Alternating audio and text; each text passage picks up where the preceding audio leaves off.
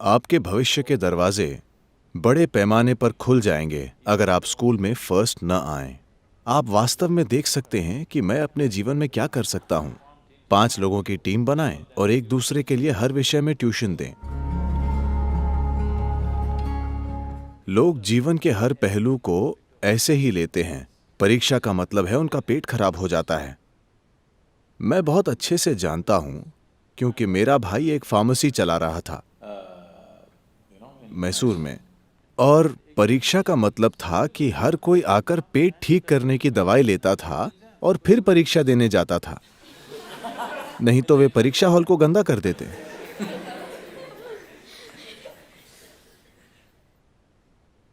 ऐसा क्यों? और वही चीज उनके साथ होती है जब वे नौकरी के लिए जाते हैं, यही उनके साथ होता है जब वे शादी करते हैं।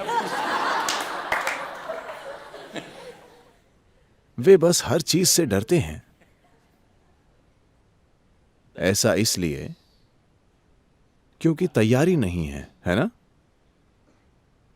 वजह यही है कि आप किसी चीज को लेकर घबराए हुए हैं। मैं अभी कुछ लोगों से बात कर रहा था। पिछले 3 बार जब हमने यहां हेलीकॉप्टर मंगाया, 3 अलग अलग पायलट आए। मैं उन्हें देख रहा था, वे बहुत ज्यादा घबराए हुए थे। उन्हें 3000 घंटे की उड़ान का अनुभव था। मैं बस 100 घंटे में पायलट बना हूं। मैं बहुत खुशी से हेलीकॉप्टर उड़ाता हूं, किसी भी चीज के बिना। इस हद तक कि अमेरिका में मेरे इंस्ट्रक्टर से हमारे एक व्यक्ति ने पूछा, आप सदगुरु के बारे में क्या सोचते हैं? क्या वे आपके लिए अच्छे छात्र रहे हैं? और ऐसी सारी चीजें। उन्होंने एक चीज कही, उनके बारे में मेरी एक ही चिंता है, लगता है कि वे मौत से नहीं डरते। उन्होंने पूछा, इससे आपका क्या मतलब है? वो बोले, चाहे आप इंजन बंद कर दें, वे मुस्कुराते रहते हैं और जो करना है वही करते हैं।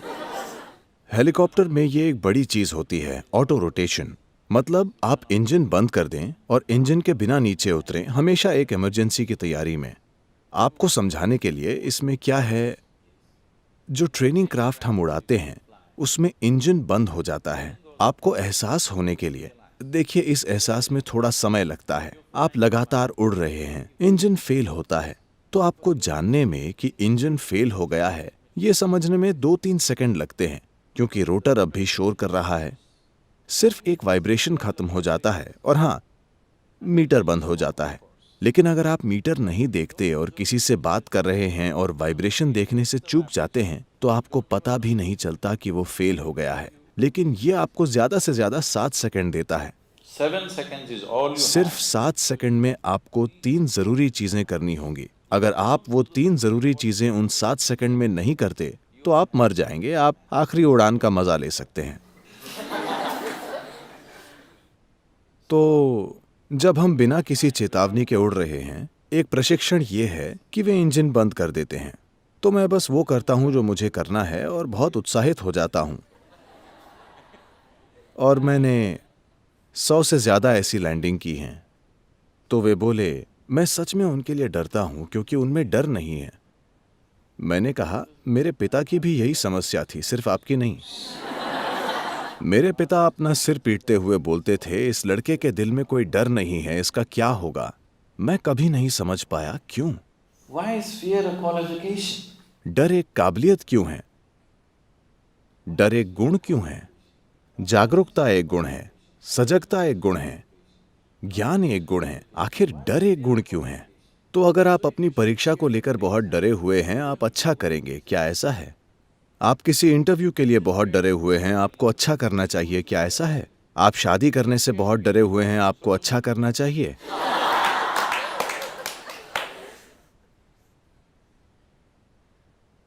मैं लोगों को हर चीज इसी तरह लेते हुए देखता हूं। इसका क्या मतलब है?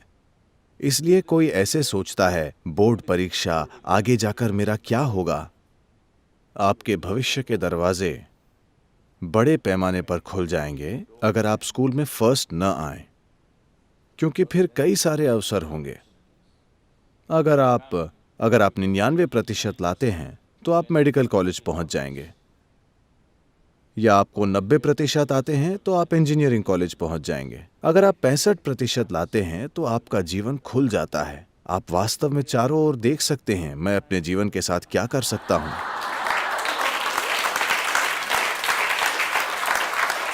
अब सारे टीचर परेशान हैं।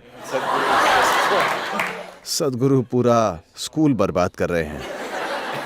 आप में से जो लोग 12वीं की परीक्षा और 10वीं की परीक्षा देने जा रहे हैं, मैं चाहता हूं कि चाहे टीचर ये करें या नहीं, उन्हें भूल जाइए। मैं चाहता हूं कि विद्यार्थी अक्टूबर के अंत तक अपना पाठ्यक्रम पूरा कर लें और परीक्षा के लिए तैयार हो जाएं। ठीक है? अक्टूबर के अंत तक आप आराम से अपनी परीक्षा देने के लायक हो जाएं। अगर आपको डरना है तो आप अक्टूबर में डरिए। नवंबर में हम आपको एक और देंगे। आप उसे थोड़ी आसानी से कर पाएंगे, आप बिना टैबलेट के जा सकते हैं। दिसंबर में हम 2 और परीक्षाएं लेंगे, उसे दीजिए। जनवरी में आप मजे कीजिए। फरवरी में बस थोड़ा बहुत किताब देख लीजिए। स्कूल का आखिरी साल है, मजे कीजिए। मार्च में परीक्षा आए तो बस वहां जाइए और आप पहले ही 5 बार ये कर चुके हैं, तो दिसंबर तक आप 5 बार वही परीक्षा देकर बोर हो गए होंगे। तो आप बोर्ड परीक्षा के लिए तैयार हैं। 12वीं 10वीं 5 लोगों की टीम बनाएं, वे साथ मिलकर पढ़ें। टीम इस तरह बनाएं कि जो लोग अलग अलग विषयों में अच्छे हैं वे साथ हों और एक दूसरे के लिए हर विषय में ट्यूशन दें और टीचर उनकी मदद करें। देखिए, सीखना अगर किसी इंसान के लिए, जब आप कुछ नया सीखते हैं, जब आप कुछ ऐसा सीखते हैं जो आप नहीं जानते थे, वो आपको खुशी देता है या कष्ट? उससे आपको खुशी मिलनी चाहिए, है ना? एक इंसानी बुद्धि के लिए यह स्वाभाविक है। अगर आप कुछ ऐसा सीखते हैं जो आप नहीं जानते तो आपको खुशी मिलती है। इसे इतने कष्ट के साथ क्यों किया जा रहा है? बोर्ड एग्जाम, अगर आप जानते हैं तो क्या आप उसे गलत लिखेंगे? नहीं। हाँ, अगर आप सिर्फ परीक्षा के लिए याद करने की कोशिश कर रहे हैं तो आप उसे गलत लिख सकते हैं। परीक्षा के लिए रटने की कोशिश का मतलब है कि आप धोखेबाज हैं। आप समझे? आप सिर्फ याद करके एक दिन के लिए लोगों को बेवकूफ बनाने और ये कहने की कोशिश करना चाहते हैं कि आप पास हो गए, और आपने कुछ नहीं सीखा, आपने धोखा देना सीखा है। अपना जीवन धोखे से शुरू मत कीजिए, ये अच्छी बात नहीं है। ये आपके जीवन के लिए अच्छी बुनियाद नहीं है। बस किसी तरह 100 नंबर लाना।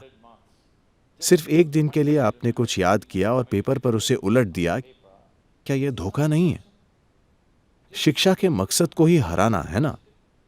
हम कुछ जानते हैं इसलिए हमें अगली क्लास में जाना चाहिए। ये नहीं कि हमने किसी तरह परीक्षक को चकमा दे दिया इसलिए अगली क्लास में चले गए। हमारे जीवन में उसका क्या अर्थ है? उसका कोई अर्थ नहीं। अपना जीवन धोखे से शुरू मत कीजिए। कोई फर्क नहीं पड़ता कि कौन आपके बारे में क्या सोचता है। महत्वपूर्ण यह है कि आप अपने जीवन में अपनी बुनियादी ईमानदारी बनाए रखें। एक इंसान के लिए यह बहुत जरूरी है। मेरा विश्वास कीजिए, यह किसी को धोखा देने की बात नहीं है, यह किसी से बेहतर होने की बात नहीं है। यह है कि मैं यहाँ हूँ, मैं अपने समय का सबसे अच्छा इस्तेमाल करूंगा। जब मैं यहाँ हूँ, मैं पूरी कोशिश करूंगा। कोई फर्क नहीं पड़ता कि कोई इसे मंजूर करता है या ना मंजूर। और कोई 2 इंसान एक जैसे नहीं होते। कोई हाई स्कूल में बैक बेंचर हो सकता है, मगर वो जीवन में फ्रंट बेंचर हो सकता है। तो ये कुछ नहीं तय करता। अपने जीवन में हर जगह पर, स्कूल से कॉलेज और प्रोफेशन तक, हम ये सोचकर खुश ना हों कि कोई हमसे पीछे है या कोई हमसे नीचे है। आपको किसी और की असफलता का आनंद क्यों लेना चाहिए? अगर आप अपने पहली रैंक का आनंद लेते हैं तो बस वही महत्वपूर्ण है ना? आप किसी और की असफलता का आनंद ले रहे हैं, ये बीमारी है। आप जो जानते हैं उसका आनंद लेना चाहिए। आपको अपनी खोज का आनंद लेना चाहिए। आप अपनी जानने की इच्छा पूरी होने का आनंद लेते हैं। आपको उसी का आनंद लेना चाहिए, किसी और से आगे निकलने का नहीं।